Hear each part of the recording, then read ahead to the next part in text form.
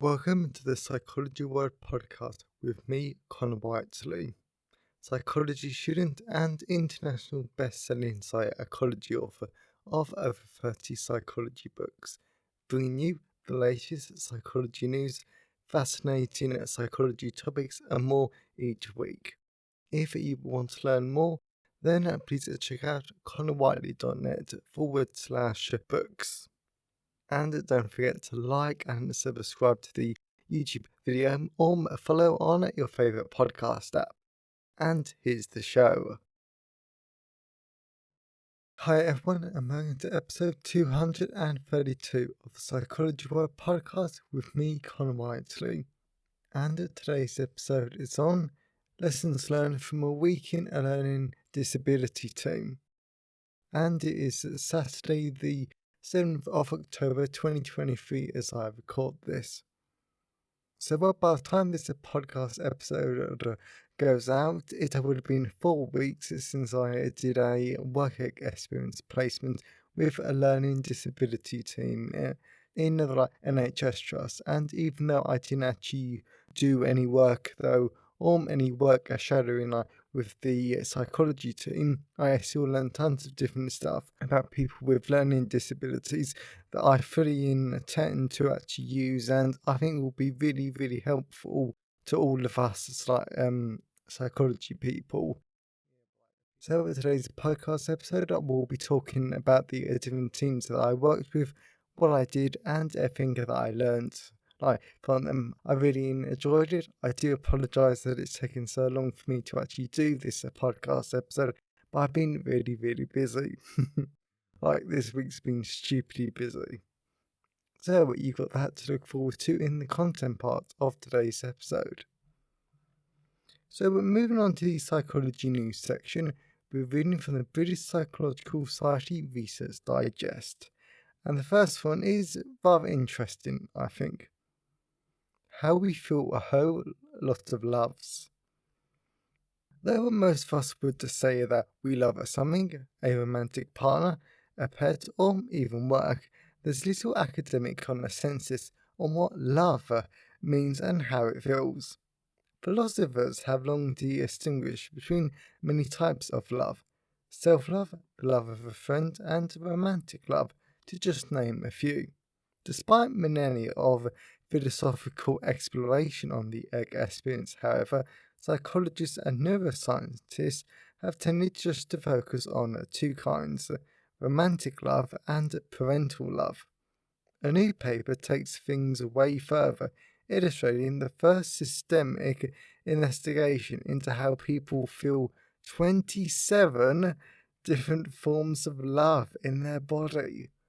Wow, that is impressive. 27. Wow, I don't even know what some of them would be. I'm actually going to have to click on the article for a change. 27.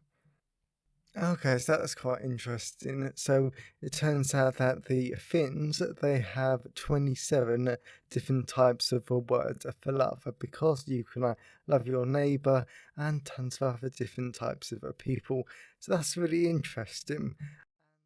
And I think I understand it for the most part, like parental love, love for a friend, and romantic love. I think they're the big three, and I don't think anyone's going to argue against that. But it's interesting, there are smaller types of love that, neurologically speaking, actually happen in different ways, or they show different signs. So, wow, that's really interesting. I was not expecting that. And it just so goes to show that you really do learn stuff every single day.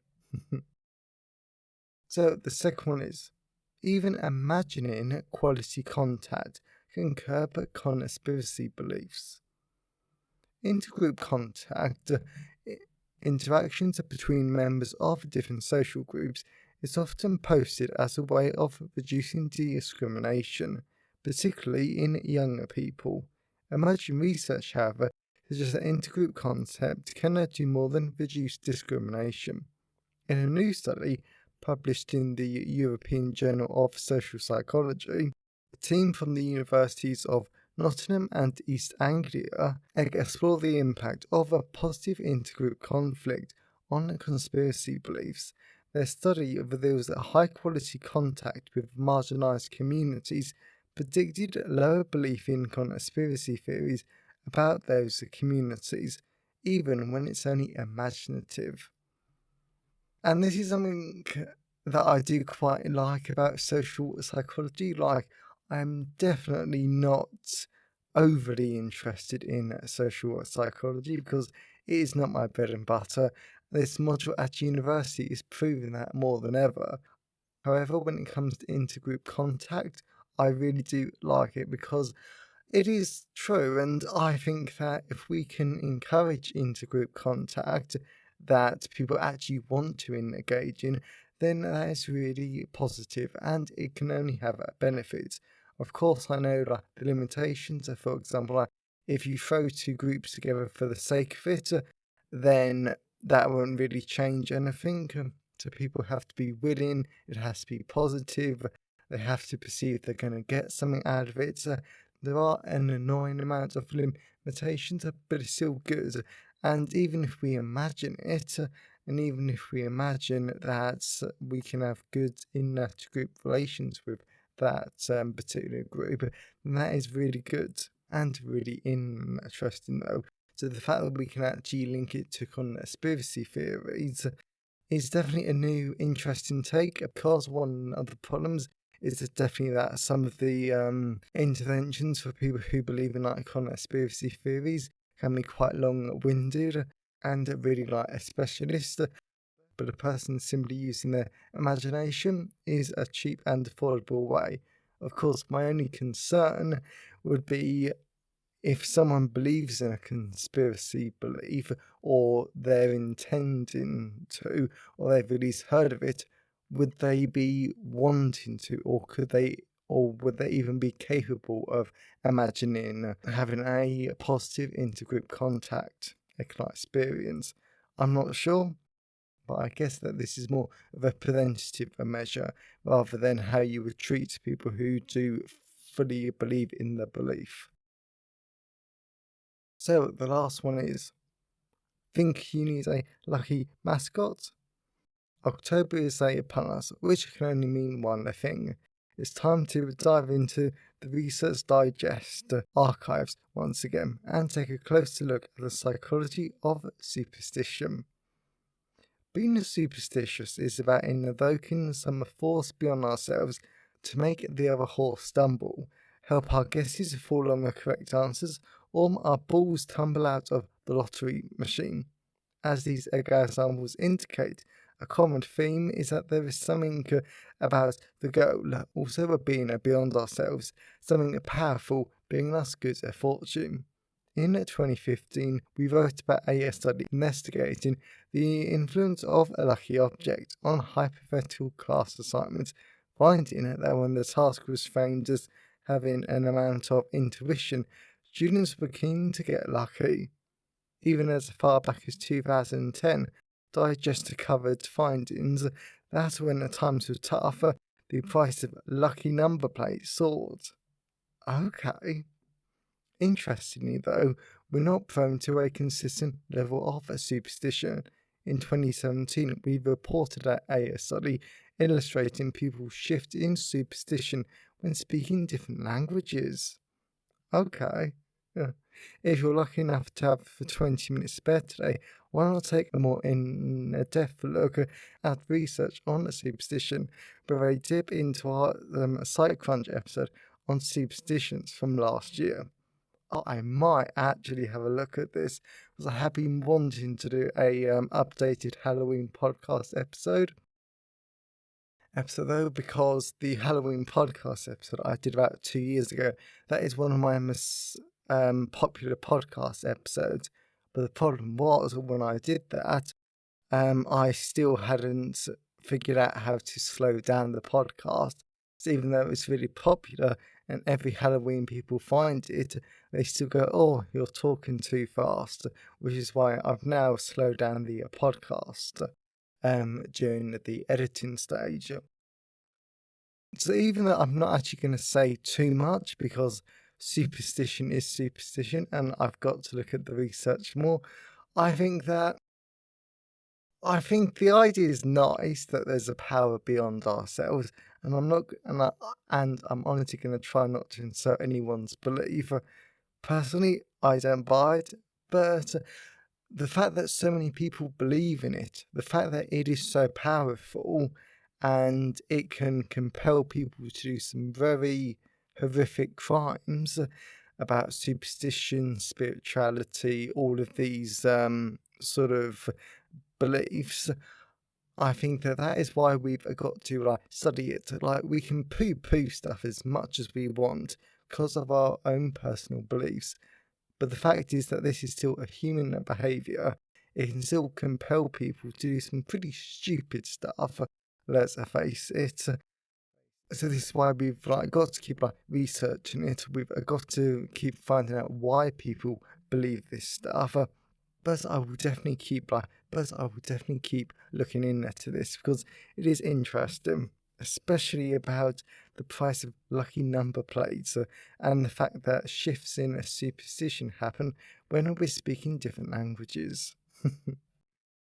So I hope you enjoy the psychology news section. So let's move on to the personal update.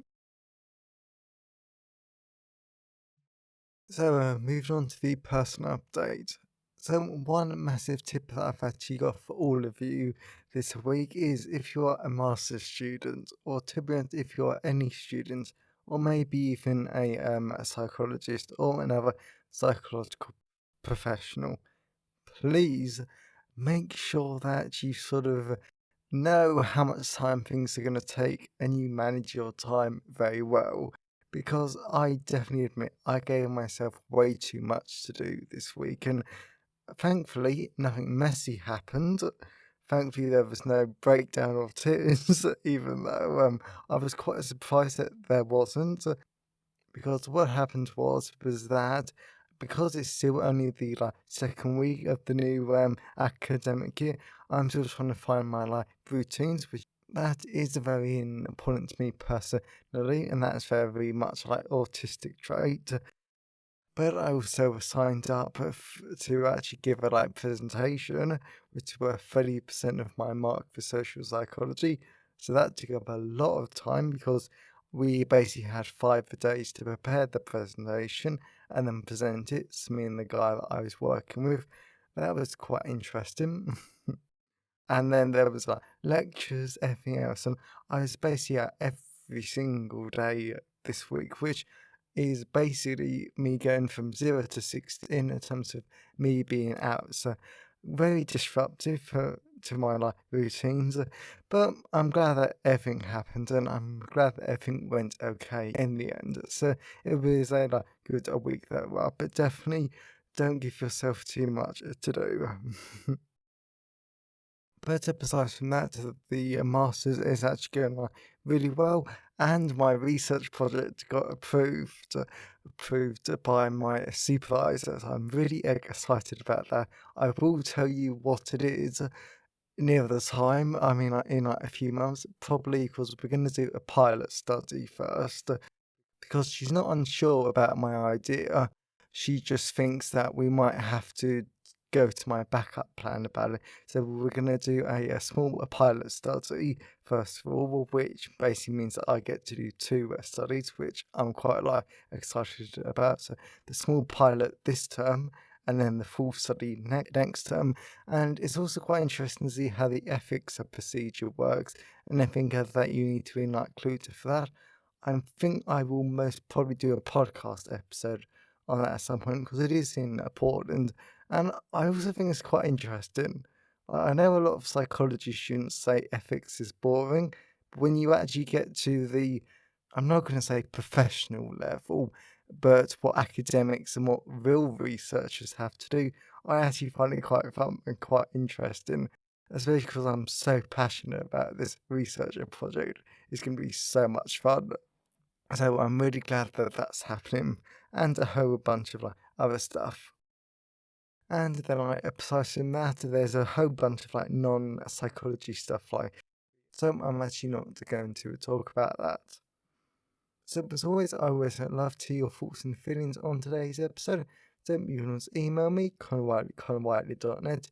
You can always leave comments on the show notes at connorwhiteley.net/podcast, and you can always tweet me on Twitter at sci-fi whiteley. I always love to hear from all you because it really helps make the podcast feel more like a conversation. And today's episode has been sponsored by Developmental Psychology, a guide to developmental and child psychology. So the reason why this is a great sponsor for today's episode is because even though this book mainly focuses on cognitive development, brain development, how does a child develop through a play, symbolic play, language, theory of mind, and so many other great developmental psychology topics, towards the end of the book, we actually start focusing on neurodevelopmental disorders like autism. And even though these mental health conditions doesn't automatically make someone have a learning disability, some people with autism do end up having a learning disability. So this great, really easy to understand book actually helps you to understand more about autism and more about developmental psychology, which I actually am starting to enjoy a lot more compared to how much I used to. So I really do recommend this book. So that is Developmental Psychology, a guide to developmental and child psychology, available from all major ebook retailers, and you can order the paperback and hardback version from Amazon, your local bookstore, or your local library if you request it. And you can buy the ebook directly from me at payhip.com/conwhiteley. So whilst buying books helps us support the creation and the editing of the podcast, my time is sponsored by my wonderful patrons. And as always, a massive thank you to my patrons, because your support shows that you like the show and you want us to continue. So if you want to become a patron and to get a whole host of great rewards, then head on over to patreon.com/the Psychology Word Podcast to become a patron. So that's enough of the personal update. Let's move on to the content part of today's episode. So we're moving on to the content part of today's episode. So we're going to be talking about lessons learned from a week in a learning disability team. And this is all based on my own personal experiences during my work experience week. So let's dive into it. Why did I want to work with learning disabilities for a week? So there were quite a few different reasons why I wanted to do this, because the first reason was, as we all know, you cannot get a job these days without work experience, and you cannot get work experience without a job. Therefore, I wanted to try finding some work experience so I could add it to my CV over time. Another reason why I wanted to do work with learning disabilities was because I really want to do the clinical psychology doctorate one day, and for that you need years of experience with your four main clinical populations, which are children and adolescents, working aged adults, elderly adults. I'm not quite sure what the official term is, but I think it is. I know it's not elderly. I think it might be retired aged adults, but I'm not sure. And then people with learning disabilities, which can be any age. My bread and butter, so to speak, is not people with learning disabilities. So to some extent, I did just want to get this clinical population out of the way, and I just wanted to interact with them a bit. In addition, I have since learned that this worked out perfectly for me in a sense, because it doesn't matter that I didn't work with the psychology team, since I've been looking at several job descriptions this week, and I found that working with a multidisciplinary team is highly important. And that's something that I did a lot during my work experience, and working in the NHS is always needed. Even though I've suddenly mentioned this, that I learned a lot about the health and social care sector too, I'm amazed that some places are still legally allowed to operate, because if you work in the NHS, you will hear some horror stories, about different private places, but also publicly owned places. So that's always quite interesting. You've definitely got to listen because they're entertaining because they're so shocking and they're so, quite frankly, disgusting. Overall, this work experience helped to start ticking a lot of boxes that I might need for my future career. Something that will only be added to at the end of the month when I do some more specialised and psychology-based work experience up north. What did I do during my learning disability work experience? So now I'm actually going to take you through each day and the 3 different teams that I mainly worked with. Learning disability nursing team. On the Monday, I was with the nursing team, and this is a team of nurses that deal with all sort of things related to learning disabilities. They can get blood for blood tests, they can sort out anything medical, and they are just nurses in general.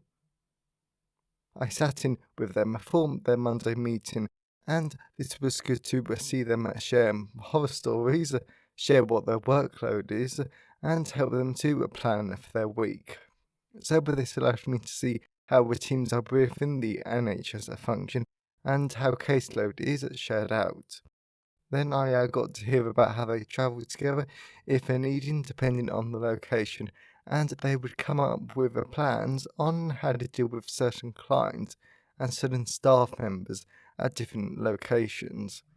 And even though I didn't actually put this in the blog post, that was more about if they wanted to find out what a location was actually like beyond the official records, there was some whistleblowers or there were certain staff members which they could sort of try and talk to privately, or if there was a sort of troublemaker which was sort of impede their work, then they knew how to avoid them, or someone would distract them whilst the other one actually got on with the work that they had been sent there to do. Then in the afternoon, I went out with one woman who was the only nurse in Kent trained to get blood from people with learning disabilities. Since blood tests can be extremely scary and distressing for people with learning disabilities. They can have an immense fear of needles, the fear of the rubber band type things called tourniquets. It took me ages to remember what that was called. That they need to wear to control the blood flow, as well as there can be a fear around the numbing agent that is used on the injection site. Therefore, the nurse and myself travelled to an assisted living farm, which is another subtle theme of this week that I'll mention later on. Then we met with a young woman who needed to have a blood test done, and we continued her desensitisation towards blood tests. This involves helping her to get used to the numbing agent because she was concerned what that would feel like.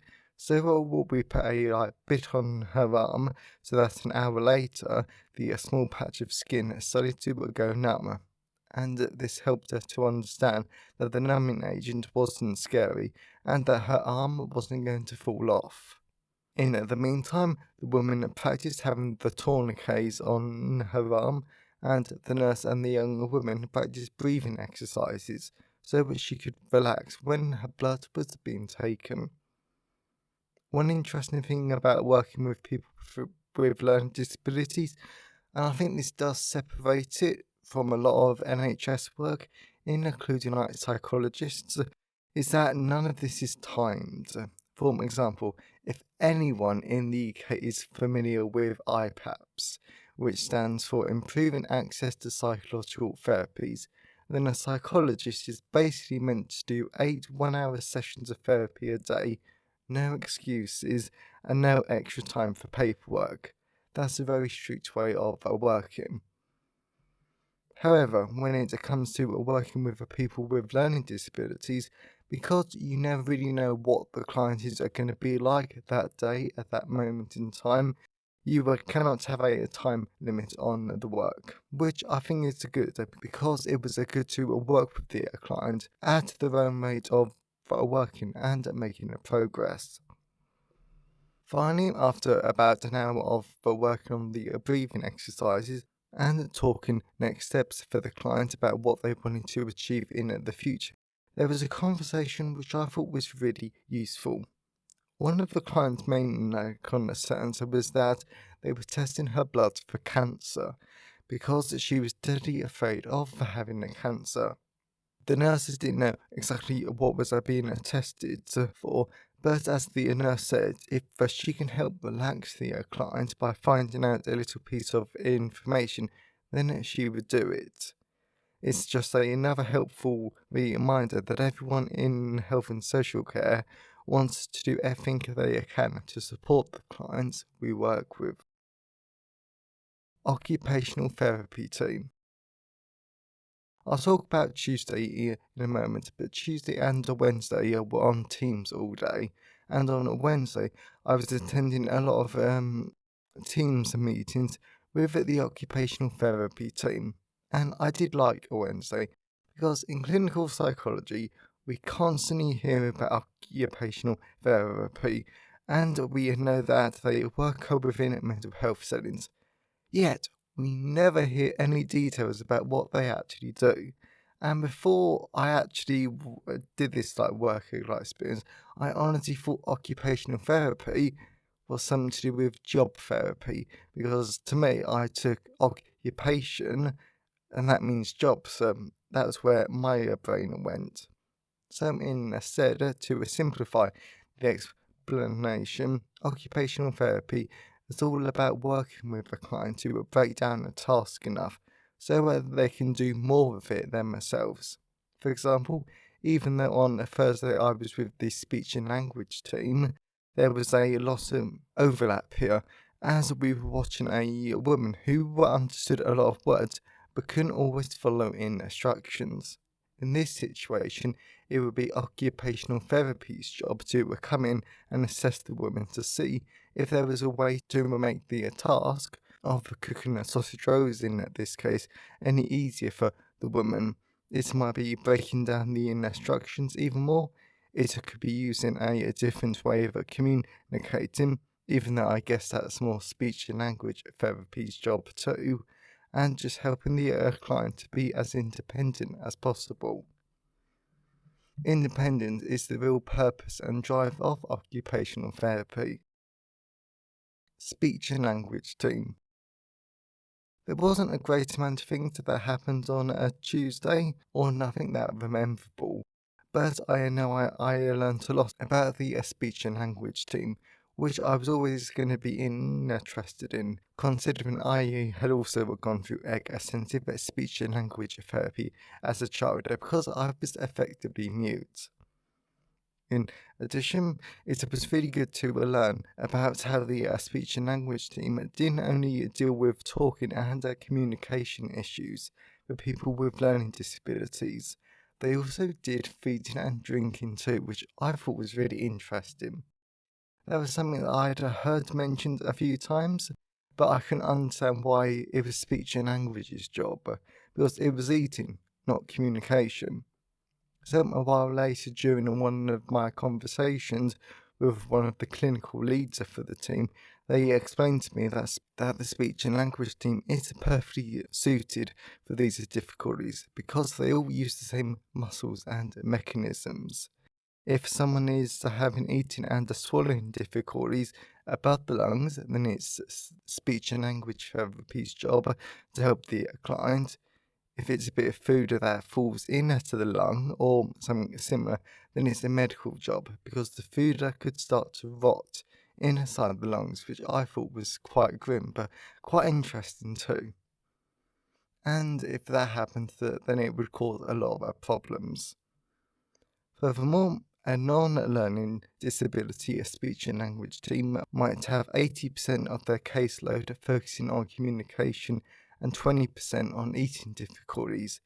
Yet, when it comes to learning disabilities, it is the reverse, due to people with learning disabilities might have a bad posture, developmental difficulties, and other factors are caused by their learning difficulties that prevent them from swallowing and drinking normally. One solution might be for the speech and language team to remind the staff to sit the client upwards more when eating and drinking, especially if their posture makes them lean to one side. Then on the Thursday, I already explained the afternoon visit when me and one of the speech and language therapists went out to an assisted living farm, and this was a different one, to assess a woman for her communication needs while she was making sausage rolls. However, in the morning, we went to an assisted living house or apartment complex. I don't really know how you would describe it. To talk to a man that had some communication aids designed for him. And this was really fascinating to see how the assessments were done with the therapist's booklet. And there was one test I really liked. So what happens in this one test that I like is that you read a client a very short story. And for podcasting ease, I'm going to really cut it down. So you might say, open quote, Harry was watching a video with his grandson, and Harry jumped at a scary moment, close a quote. Then to the client, you would ask a very simple question, like, was Harry alone? So of course, you and me have literally just heard this, and of course we know Harry was with his grandson. And this time, the client said yes, even though we literally just heard the opposite, that he wasn't alone. So this I found really interesting because I just watched the man point at tons of objects and say what they were, but he couldn't follow a simple, that I say in air quotes, story. So this was an interesting and useful test. So that's a brief summary of the speech and language team. And I will admit that I probably did learn the most from these people. Then again, speech and language therapy has a large overlap with psychology, in my opinion, because let's face it, we've all had to listen to tons of stuff about language and speech and language therapy in our developmental psychology and applied psychology lectures over the years. Learning disability physiotherapy team. This was another useful day of learning, even though I've probably never used this in information development in my career.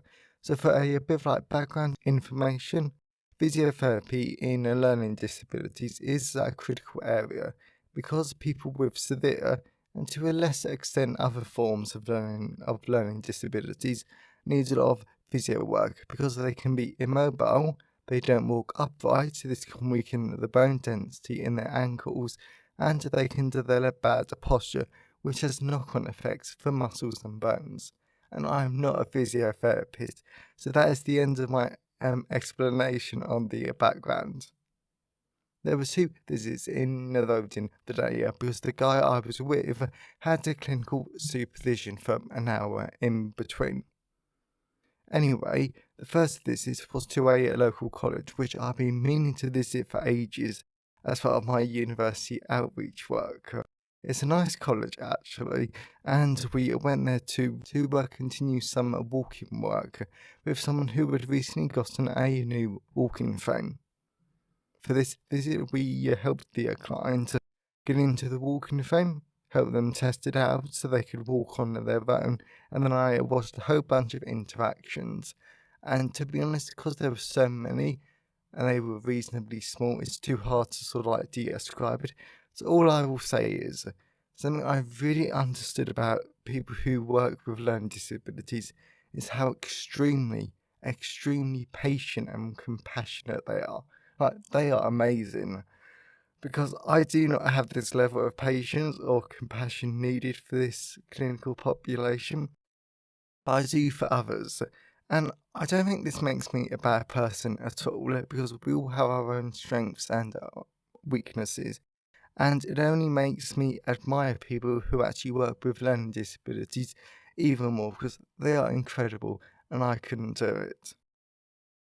And also, building upon that point is, I think if there's a particular clinical population that we don't want to work with, I think that's just more of our tastes as our taste and our interest as current or future clinical psychologists. Because I know that some of you, listeners, will absolutely love working with the depression and anxiety. Other listeners won't. So it's all just down to a personal preference. Afterwards, in the afternoon, we went to a hydrotherapy session, which was a lot of fun because I learned a lot there about the human body and the different members of the physio team, and there were a lot of benefits of the hydrotherapy to people with learning disabilities, including improved range of motion in joints, decreased muscle spasticity and tone, increased aerobic capacity, reduced physical lung capacity, improved circulation, reduced pain when exercising, improved mental and physical health and well-being, reduced restricted movement. Also, it allows them to build up their gross and fine motor skills, for instance, their balance, strength, coordination, and grip, and all of the references you can see on the blog post. As a result, it was useful to get into the hydrotherapy pool, which is basically just a big heated swimming pool, to be honest, and listen and learn, and even get to hold and do an exercise with one of the clients. And the exercise I did with a woman was it was sort of a type of swinging in the water to help her open up one side of her body that was constantly bent because of her posture. Also, it helps to loosen up the spine too. Conclusion.